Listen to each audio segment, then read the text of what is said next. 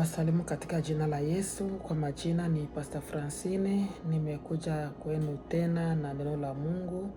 Na mbele ya kusoma neno la Mungu, acha tuombe. Baba, katika jina la Yesu, ninakushukuru, nasema asante kwa muda mzuri kama na huu ambao Bwana nimekuja mbele zako na neno lako.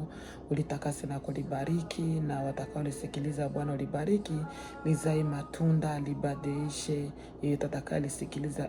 Mfalme, lizae matunda katika maisha ya watoto wako. Ni katika jina la Yesu ali Bwana Mwokozi naomba na kuamini. Amen. Bwana asifiwe. Bila kukawia, tutaenda kusoma neno la Mungu, na siku ya leo tutazungumzia neno ama kichwa cha neno ambacho tutazungumzia siku ya leo ni matunda. Mkristo anapasha kuzaa matunda. Matunda gani wewe Mkristo unazaa? Jina la Bwana libarikiwe. Kwa maana kuitwa Mkristo ni neno la kawaida. Kuitwa Mkristo ni neno la kawaida, maana watu wengi wanaitwa ni Wakristo, lakini Mkristo si kwa mdomo tu.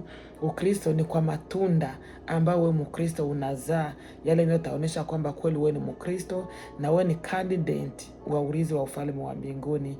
Jina la Bwana libarikiwe. Tukisoma katika kitabu cha Yohana sura 15 mstari wako wa kwanza, hapo sitasoma, utasoma mwenyewe. Inasema ya kwamba mimi ni mzabibu.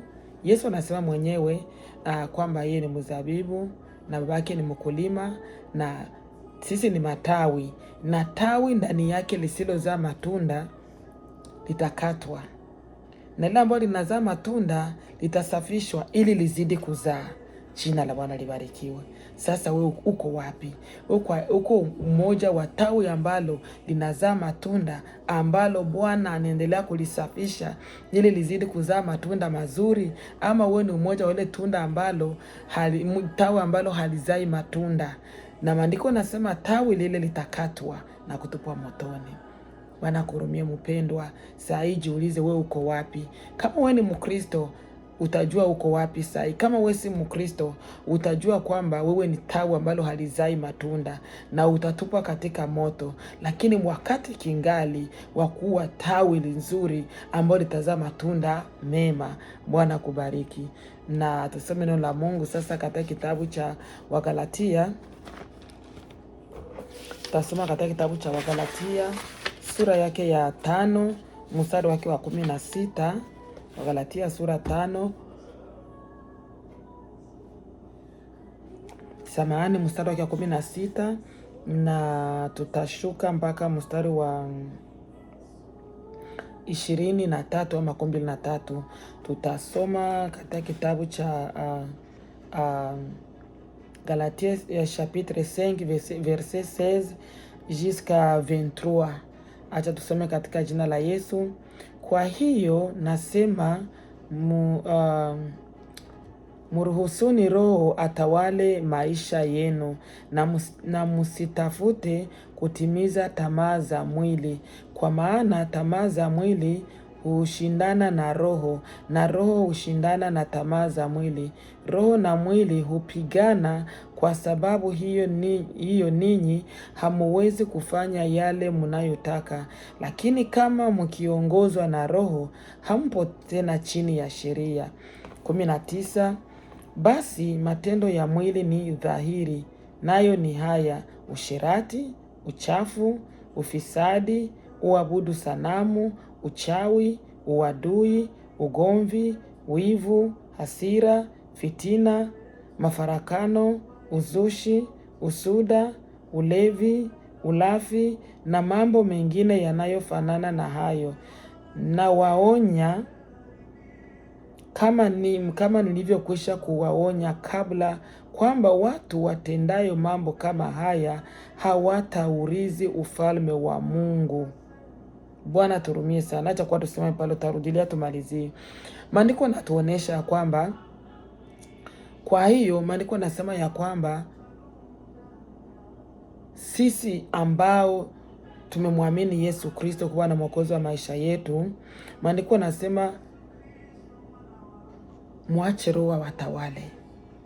Acha Roho akutawale, maana maisha yenu na atawale maisha yenu, na msitafute tena kutimiza tamaa za mwili. Mkristo ambaye unasema mimi nimeokoka, nimempokea Yesu kama Bwana Mwokozi wa maisha yangu, haupashwi tena kutimiza tamaa za mwili. Inamaanisha nini? Tamaa za mwili, maandiko yanatuonyesha waziwazi hapa, kwa maana maandiko yanasema kwamba kwa maana mwili unashindana na roho, na roho inashindana na mwili. Hivi viwili vinapigana vita.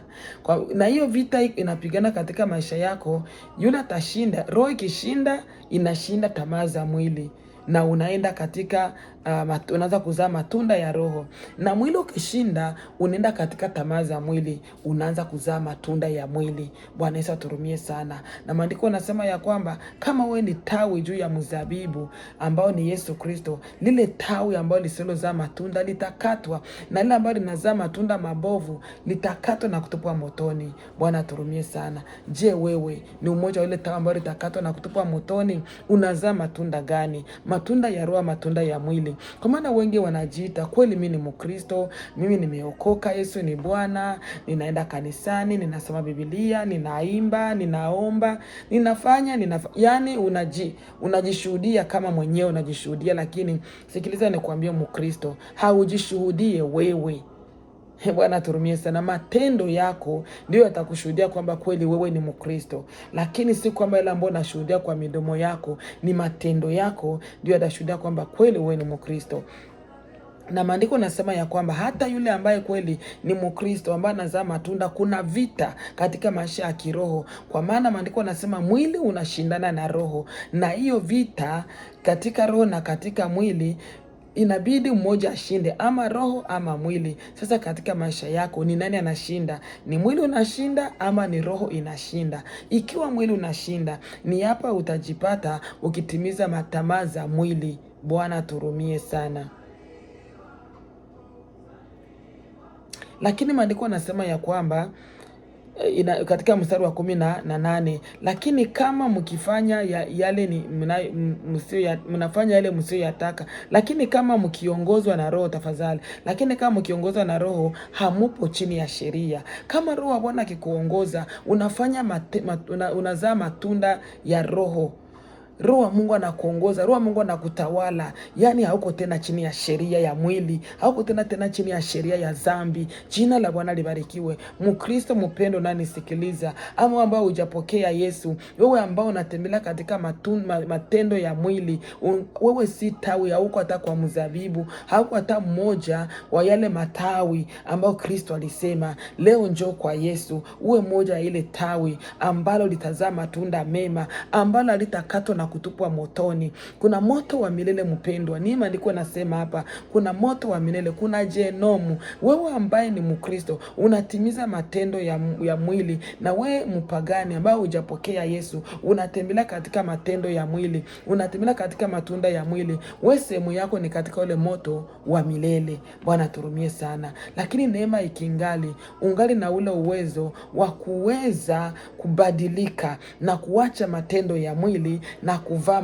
matendo ya roho na kuzaa matunda mema, ili kwamba uwe mmoja wa wale ambao watarithi ufalme wa Mungu. Bwana Yesu asifiwe. Najua kuna vita katika maisha yako Mkristo, na mwili unashindana na roho, lakini sherti roho ishinde. Kwa hiyo itakaposhinda, matunda ya mwili yatazirika katika maisha yako. Bwana Yesu asifiwe. Muombe Roho wa Bwana akutawale. Kumbuka Roho wa Bwana haingie mahali palipo dhambi. Roho wa Bwana anaingia mahali palipo utakaso. Jina la Bwana libarikiwe. Jitakase mpendwa. Hiyo vita iliyo ndani yako, mwili unashindana na roho, alika Roho wa Bwana, jitakase, utengeneze maisha yako, alafu alike Roho wa Bwana katika maisha yako akuwezeshe. Paulo akasema, ninayaweza mambo yote katika yeye anitiaye nguvu. Haleluya. Kama wewe mpendwa ukitakasa maisha yako, ukitengeneza maisha yako, kwamba hujapokea Yesu kwa Mwokozi wa maisha yako, ukikubali kuja kwa Yesu na kutubu dhambi zako, Roho wa Bwana atakuja ndani yako, atakutawala. Kwa hiyo ile matunda ya mwili yote, ile matendo ya mwili ambayo alikuwa nakutawala, maandiko yanatuonyesha matendo ya mwili hapa. Acha tuyasome. Matendo ya mwili nasema hivi, basi matendo ya mwili ni nini? Ni ufisadi, nayo ni haya, ufisadi, uchafu, kuabudu sanamu, uchawi, uadui, ugomvi, wivu, hasira, fitina, chuki. Bwana turumie sana.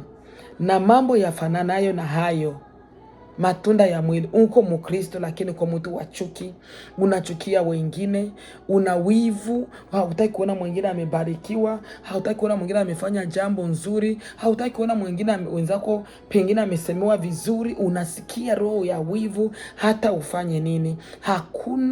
Hauna sehemu katika ufalme wa mbinguni. Bwana aturumie sana. Nasikiliza nikwambie mpendwa, wewe naongea kwanza kwa wale ambao wanaitwa Wakristo, wale ambao ni wanakaa kanisani, wale ambao wamebatizwa, wale ambao wanasema nimemwamini Yesu kwa Mwokozi wa maisha yangu. Si dhambi kubwa ambayo itakosha watu mbingu. Ni zile dhambi ndogo ndogo ambazo tunaona kwamba ile ni kawaida. Yesu naye ni mtu, anaona Yesu si mtu. Yesu ni Mungu. Tena ni mtakatifu. Na maandiko nasema wamabuduo Bwana wamabudu katika roho na kweli. Roho na kweli.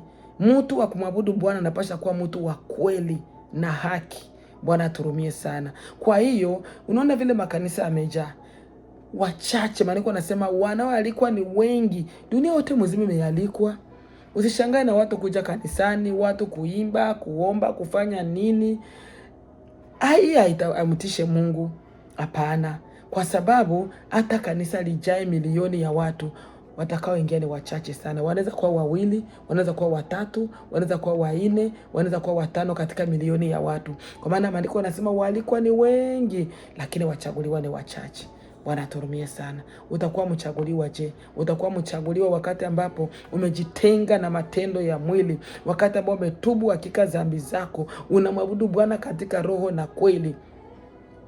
Kama wewe ni Mkristo lakini una ule utu wa kale, ile tabia yako ya kale ishakatala kutoka katika maisha yako, na wewe unasema mimi ni Mkristo naenda mbingu. Mbingu za nani? Mbingu ni mbingu za watu ambao wamebadilika, wamekuwa viumbe vipya. Roho wa Bwana amewaponda, amewatengeneza. Haleluya. Na mtu anayewaona anaona ile matunda ya Roho katika maisha yao. Si watu wa chuki, si watu wa wivu, si watu wa hasira, si watu wa fitina, si watu wa sengenyaji, si watu wa wivu. Bwana turumie. Si washarati, si walevi. Leo makanisa mnajaa washarati. Bwana turumie sana. Ni aibu na Mungu kabisa. Wakristo wanamchukiza Mungu sana. Utakutana mule mkanisa, wawili ni Wakristo na wale wawili kanisani ni washarati. Wanasharatika wawili kwa wawili ndani mule mkanisa. Munaenda wapi? Hili neno mnasikia kila siku ndani ya kanisa ni lile ambalo litawahukumu hiyo siku. Bwana turumie sana. Kwa maana maandiko yanasema washarati hawatarithi ufalme wa Mungu. Matunda ya mwili ni dhahiri, yako hapa. Tawi lisilozaa matunda litatupa katika moto. Wewe utakaa kanisani miaka 10, 15, 20, 30 maisha yako yote, lakini hauna sehemu katika ufalme wa mbinguni. Ni huzuni sana kubwa. Ni huzuni kubwa sana mpendwa. Tubu. Umesikia neno la Mungu miaka mingi kanisani, lakini kubadilika ubadilike. Wewe ndio mshirati kanisani, unaharibu wasichana ndani ya kanisa, ama msichana unaharibu vijana ndani ya kanisa, kwa sababu ni wote. Na wasichana wanaharibu wa vijana, na vijana wanaharibu wasichana. Kwa sababu ya nini? Wanawaangusha katika dhambi za usherati. Bwana aturumie sana. Washerati watarithi ufalme wa mbinguni. Kama ungali maandiko nasema hapa kuna wivu, fitina, hasira, chuki, uadui ndani ya Wakristo. Unakutana Wakristo kanisani lakini maadui. Hawawezi kusemeshana, hawawezi kusalimiana. Sasa wewe mwenyewe usalimie mwenzako, hawezi kusemesha mwenzako. Mbingu ya nani unaenda? Mbingu ya nani? Bwana turumie sana. Tunaenda wapi Wakristo? Uadui. Wakati wewe Mkristo huwezi kusalimia mwenzako, uadui.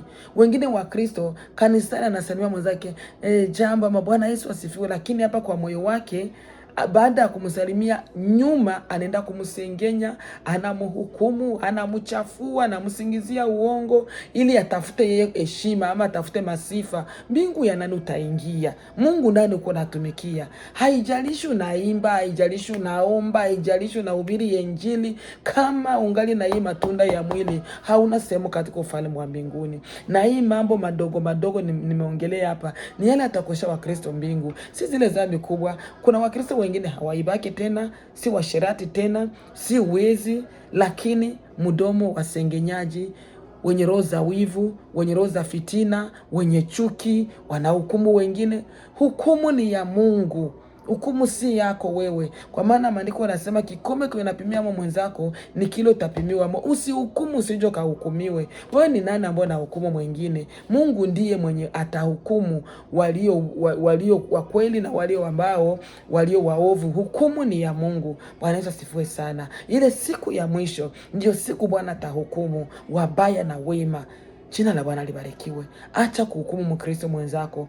Ukimwona ako jambo, mkaribio muonye. Kama hakuwezekana, muombee. Jina la Bwana libarikiwe. Muombee, na hapo hautajichafua, utalinda utakaso. Lakini wakati unaenda kumsengenya, wakati unamhukumu na sababu kama na wewe si mtakatifu. Yesu akamwambia mwalimu mwema, akasema hakuna aliye mwema, hakuna mtakatifu. Wote wametenda dhambi na kupungukiwa na utukufu wa Mungu. Jina la Bwana libarikiwe. Ndio maana kila siku kila Mkristo kila siku ni mbele ya Mungu na kutubu, naambia Bwana nisamee. Tangu asubuhi nasema najiuliza, saa ni jioni, nimekosea wapi? Nimefanya nini? Unaomba Mungu msamaha. Jina la Bwana libarikiwe. Ndio maana maandiko nasema siku za mwisho watakuwa ni kujipenda wenyewe. Yaani mtu anajijali mwenyewe, hangaikie mwingine, hajali kujua mwingine kwa na shida maana shida, hajali kujua, anajiona yeye tu. Kama Yesu angejiona yeye tu, hakuna hata mtu mmoja angeokoka, tungeangamia sote. Lakini Yesu aliacha ufalme wake mbinguni na kiti cha enzi, akashuka hapa chini ya jua kudharauliwa juu yako na kwa ajili yangu. Akateswa. Hakujiona yeye, aliona sisi ambao tulikuwa tunapotea, Wakristo ama wandugu na wale ambao hawajaokoka wote. Tuache kujiona sisi wenyewe, tuone na wengine. Haleluya. Ile ndio mfano Yesu alikuja kutufundisha sisi, wakati aliacha utukufu wake mbinguni, akashuka kwa ajili yako na kwa ajili yangu, akakubali kuteswa na kudharauliwa kwa ajili yangu na wewe, tusipotee. Kwa nini unajiona wewe peke? Kwa nini unaona ni wewe tu mwenyewe unaweza kujua shida zako, hawezi kuona shida za wengine, hawezi kuchukulia wengine. Bwana aturumie sana. Tuliona mfano wa upendo. Mkristo ni mtu anapasha kuwa na upendo. Kama ungali na upendeleo, wewe si mrithi wa ufalme wa mbinguni. Yesu hakuwa na upendeleo. Aleta wokovu kwa watu wote, kila lugha, kila rangi, kila kabila. Kama ungali mtu wa ukabila, mimi ni sijue ni Munande, Murundi, mimi sijue, mimi ni Mushi, mimi ni Murega, hizo kabila. Mungu si Mungu wa ukabila. Mungu ni Mungu wa watu wote, mataifa yote. Wale ambao muamini kwa Bwana Mwokozi wa maisha yake, wale ndio watamuona Bwana, si kabila fulani. Bwana turumie sana. Haleluya. Mpendwa, unazaa matunda gani? Maandiko yanatuonyesha hapa matunda ya mwili ama matendo ya mwili. Wewe matendo yako ni gani? Matendo yako ni ya mwili ama matunda yako ni ya mwili ama ni ya roho? Bwana aturumie sana. Kama bado ungali hapa kwa hii 19, wewe hauna urithi wa ufalme wa mbinguni.